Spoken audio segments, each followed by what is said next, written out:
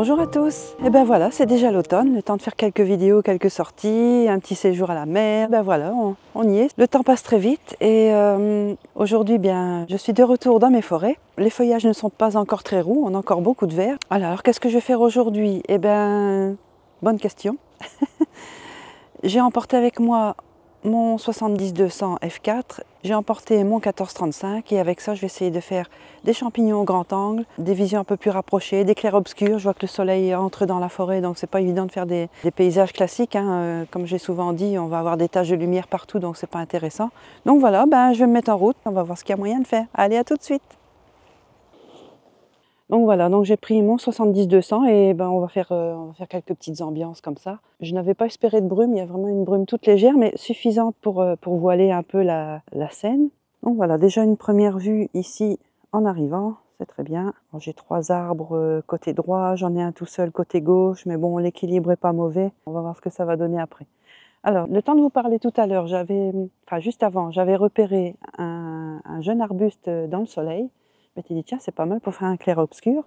Pas de chance, le temps de finir ma petite papote avec vous, l'ombre était déjà dessus, donc ça va très vite. Par contre, je viens de repérer là, tout en vous parlant, quelque chose qui me paraît pas mal, et je vais aller faire ça tout de suite. Donc on a une toile d'araignée, on a une petite branchette, un tronc, voilà, comme quoi quand on a l'œil partout, on finit toujours bien par trouver quelque chose. Même si, voilà, pour le coup ici, voilà, c'est compromis. Ah, le soleil tourne très vite, donc quand on doit prendre la photo, ben, c'est là tout de suite maintenant et pas après, hein. Donc voilà, faut être très réactif. Mais moi, je papote tout le temps, donc la réactivité, pouf.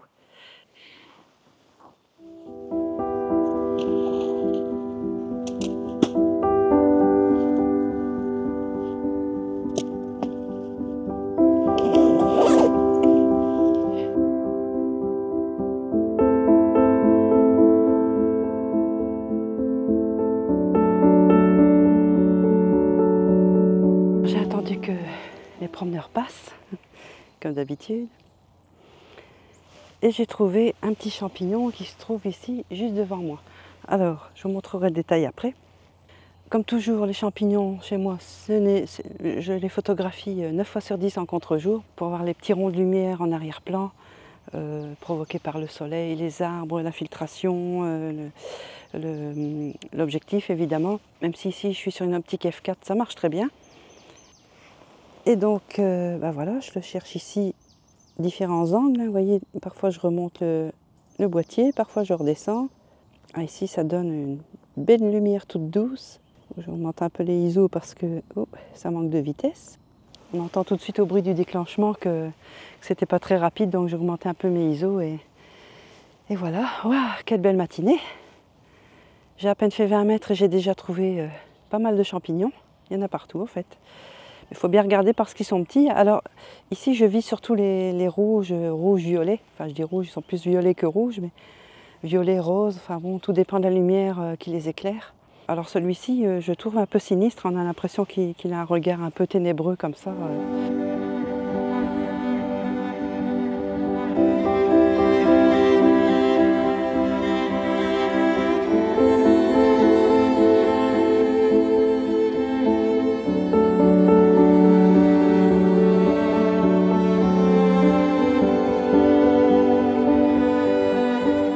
Je me suis fait une frayeur il y a 5 minutes, je pensais avoir perdu mon micro, j'ai cherché partout dans le bois.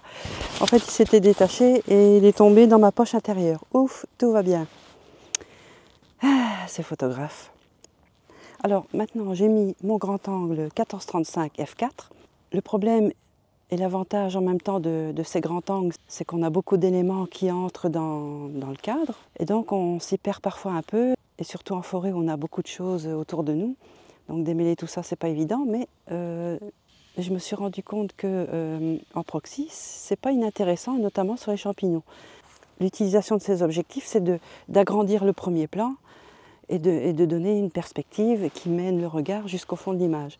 Alors ça fonctionne très bien avec des routes, des chemins.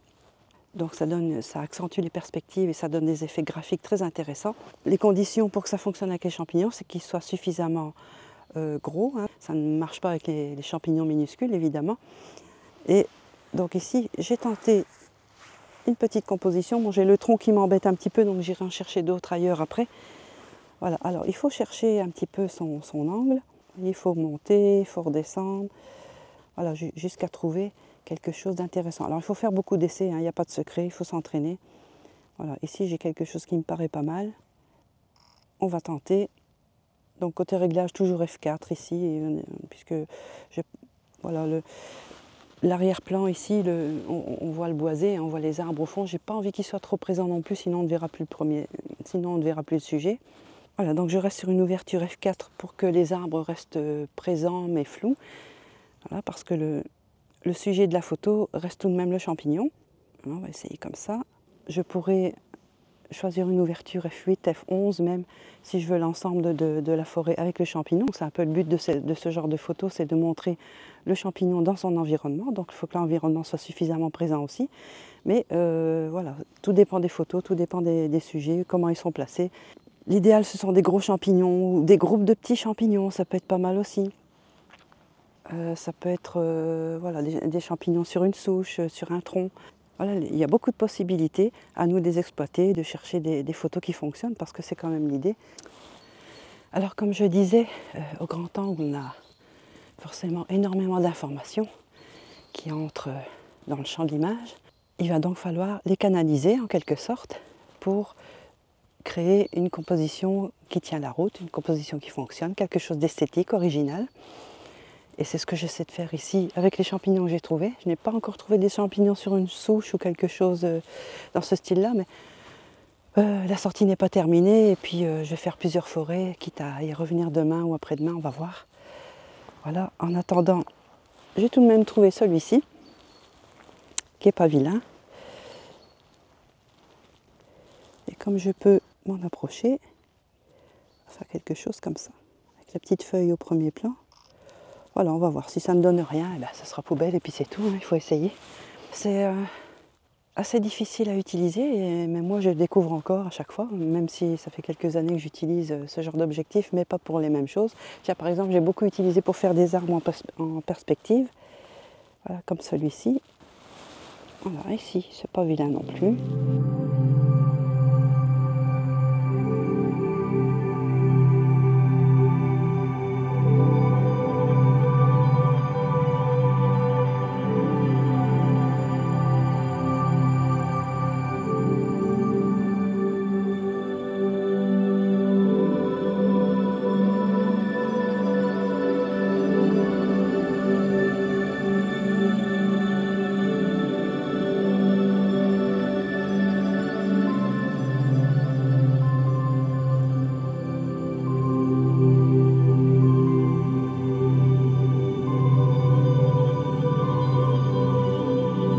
Alors l'idée dans ce genre de photo, c'est quand même de raconter une histoire. Donc tout est important, à commencer par l'arrière-plan. Hein, on a un sujet, ok, on va se focaliser dessus, donc c'est le champignon ici. Mais si on photographie un champignon avec un arrière-plan bien lisse, bien propre, oui c'est propre, c'est très beau, c'est minimaliste, et c'est une photo qu'il ne faut pas renier, loin de là. Mais si on veut raconter une histoire, alors il faut ajouter des petits éléments autour qui vont structurer la photo, la construire et construire l'histoire qui va avec.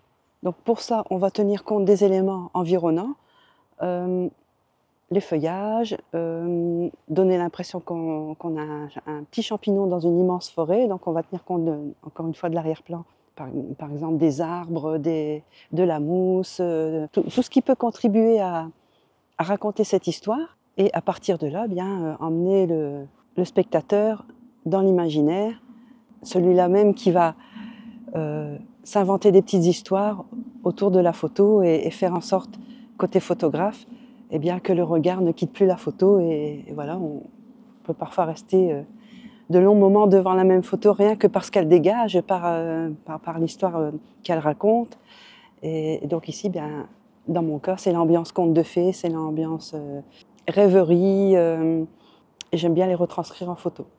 Allez, bah c'est reparti pour une nouvelle séance. Ici, j'ai changé de forêt, donc voilà, j'ai trouvé d'autres champignons. Et donc, pour arriver à cette photo de conte de fées, pour avoir de quoi meubler donc la photo, je ne vais pas utiliser mon objectif macro, mais mon objectif grand angle. Alors j'utilise soit le 14-35 comme précédemment, ou alors tout simplement le 24-105 qui ouvre tous les deux à f4. L'objectif macro, je vais le garder pour la photo minimaliste, pour les tout petits champignons, parce que là, forcément, pour les trouver dans un grand angle, ils risquent d'être complètement perdus. Donc ça, je vais le conserver avec le 100 macro, mais que je vais aussi pouvoir ouvrir à f4, f8, l'ouverture qui va me convenir en fonction de l'arrière-plan et de la présence que je veux lui donner.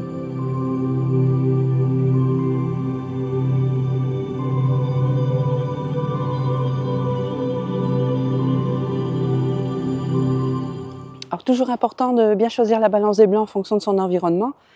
J'ai eu des questions récemment pour savoir comment est-ce que je change les couleurs des feuillages, de la forêt. En fait, je ne change pas grand-chose, je joue simplement avec la balance des blancs que je vais mettre soit sur soleil, soit sur nuageux, ou alors en balance des blancs manuelle. Et là, c'est moi qui vais choisir la valeur en fonction de la température de couleur que je veux. Alors ici, voilà, ici j'étais en automatique, donc ça donne des tons assez froids. Ce que je vais faire, eh bien, je vais le mettre sur soleil. Voilà, ça représente assez bien l'ambiance que j'ai aujourd'hui. Voilà, un petit essai pour voir. Et c'est parti.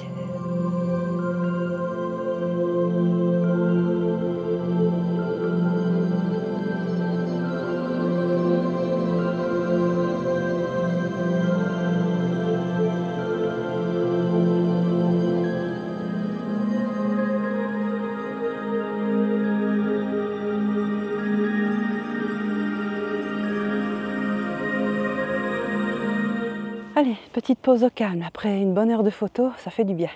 Alors, je profite de cette pause pour vous dire que mon livre est toujours disponible sur mon site. Je vous mets le lien ici dans la description. Et, vu la demande, je me suis dit, on va continuer de faire plaisir. Le plaisir de partager ce que je fais, et puis en complément avec mes petites vidéos. J'ai trouvé que ça se complétait très bien. Donc voilà, je continue et vous pouvez le commander quand vous voulez. Donc voilà, j'ai remis le 14-35. L'avantage avec cet objectif, c'est qu'on a une distance de mise au point très courte, un peu comme avec un objectif macro en fait. Sauf que un objectif macro en général c'est 100 mm, ici on est sur 14 mm. Un angle de vue totalement différent et donc une créativité différente aussi. Oui, donc on est très proche des champignons, ici on est à ça. Ce qui va me permettre de cadrer à la fois les champignons et la forêt. Le problème c'est que, bon, c'est pas toujours très simple à utiliser.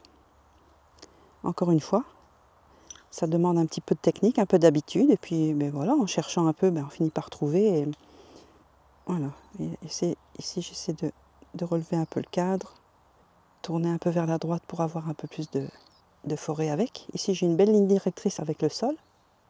Si je tourne dans l'autre sens, voilà, j'ai encore une vue différente. On va la faire aussi. Oh, ici, je suis même encore plus près. J'ai un champignon qui est presque collé à l'objectif. Je ne sais pas si on le voit ici. Voilà, celui-ci. Ah non, celui-là. Voilà. Il est encore plus proche que ceux-là. Donc, oui, c'est vraiment très proche. En fait, quand on parle de distance de mise au point, c'est la distance entre le sujet et le capteur, pas avec la longueur de l'objectif. Vous avez un objectif qui fait 1 mètre de long, ça revient au même, quoi. Voilà.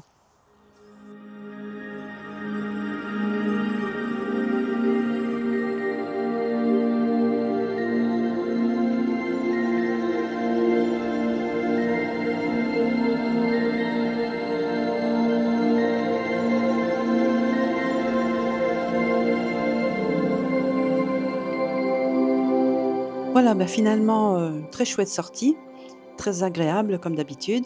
Donc ce n'était pas gagné dans le sens où la saison des champignons est presque terminée, donc j'avais assez bien de mal pour trouver des sujets intéressants. Ça reste une technique assez particulière. Voilà, il faut tout de même appréhender ce grand angle, ce 14-35, qui donne malgré tout une plage de 14 à 35 mm, donc ce n'est pas la fin du monde non plus. Voilà, j'espère que vous avez compris l'idée. Maintenant, à vous d'essayer. Si pas cette année ou en tout cas l'année prochaine. De toute façon, la vidéo est toujours disponible si vous voulez revenir dessus à tout moment. Et donc, je vous laisse ici pour aujourd'hui et je vous dis à bientôt pour d'autres aventures et d'autres vidéos. Allez, à bientôt!